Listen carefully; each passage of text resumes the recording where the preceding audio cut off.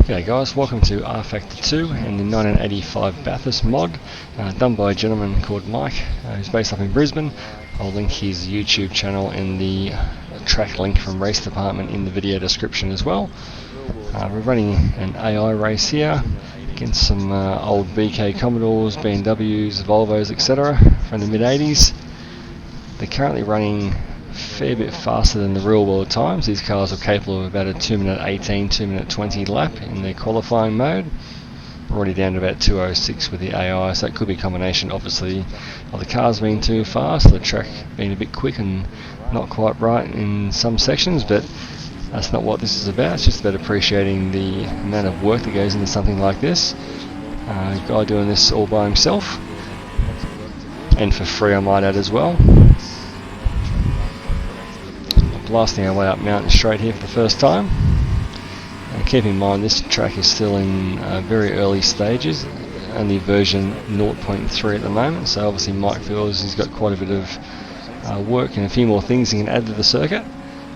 But for the moment, just appreciate the amount of work that goes into something like this. You see all the exposed rock coming out into the cutting. Very little fencing back in the mid-80s, gives you a real appreciation of how much more dangerous it was to drive than what it is in its modern form. Lots of exposed areas where you can fall through the cracks, so to speak. Especially up here through Silman, McPhillamy, Reed Park. Lots of places where if you get it wrong, you're way off. So we're in Alan Gross's Chickadee Chickens VK Commodore. Down into the dipper, which always feels a lot more dangerous in these old games with all the exposed rock there.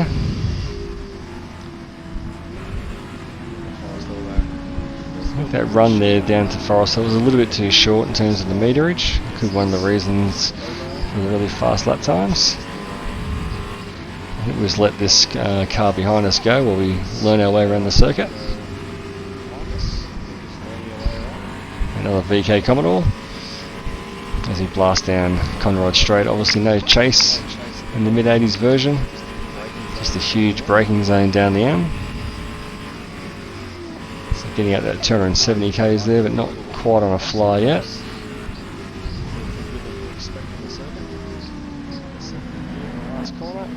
So now we'll take our first flying lap. Trying to appreciate some little details on the circuit. Mike's made it clear he's just working on that first few metres either side of the circuit. That's what you really see when you're driving around. Not much point having great detail in the middle of the circuit, you're not going to see it. But you can definitely see all the houses and the farms on the side of the road there. The old catch fencing, which is pretty non-existent. You'll go straight through that into someone's front yard. Come out the Griffin's Bend, try a second gear up here.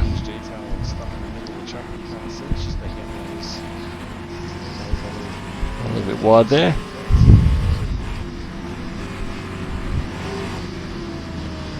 So if you go to Mike's YouTube page, you'll see a lot of the videos outlining the work he does and what goes into making a track, because there's quite a bit of work that goes in, certainly more than you appreciate. And as they're doing this all for free as well, so really fantastic effort from Mike, the passion involved to build something like this. And yeah, ignoring the lap times, it's just a lot of fun to drive around Bathurst at any stage, but especially in these old formats where you really appreciate the bravery required to fling a car around here for 6 or 7 hours during a Bathurst race.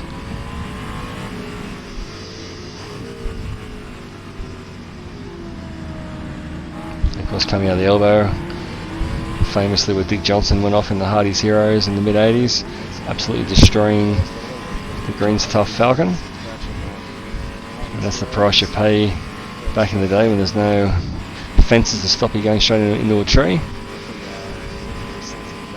You saw the little lumps and bumps coming down Conrod are pretty well simulated.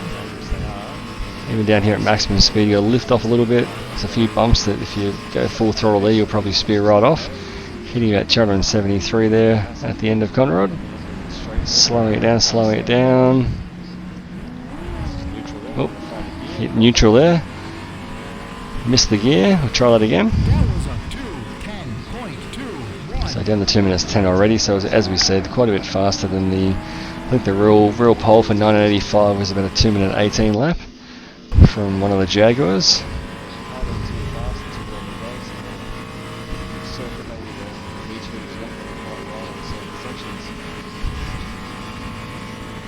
So make our way up through Griffin's Bend again. A little bit later on the brakes.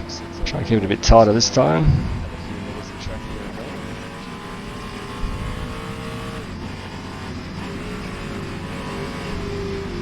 Nice and easy through the cutting.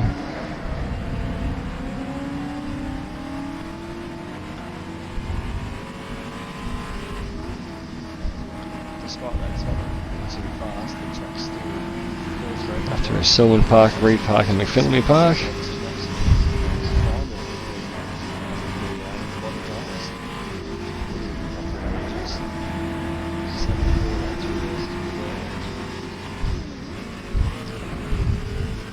See how brave we can be down through the S's. Oh, we'll get a track cut there. Nope, got away with that one through the dipper.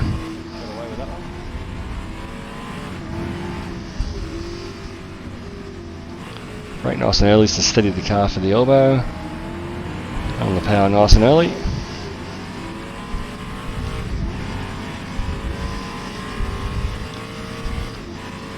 Again, the circuit obviously not as refined as it will be in the modern world, so lots of little lumps and bumps which are pretty well factored in here from Mike's version. And can't wait to see what he does when it gets to a sort of nearly completed stage.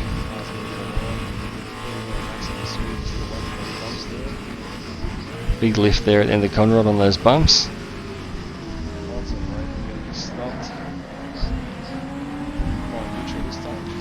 And across the line, see what time we do. That was more of a flyer than the first lap. And the 206.5. So again, check it out. I'll link the YouTube channel of Mike's and the race department track link in the video below. Definitely something to keep an eye on. I don't know if Mike has a Patreon or any sort of PayPal support we can do for him, but definitely a lot of work goes into something like this, so it'd be good to give the man plenty of support to finish us off to a completed stage. Thanks for watching.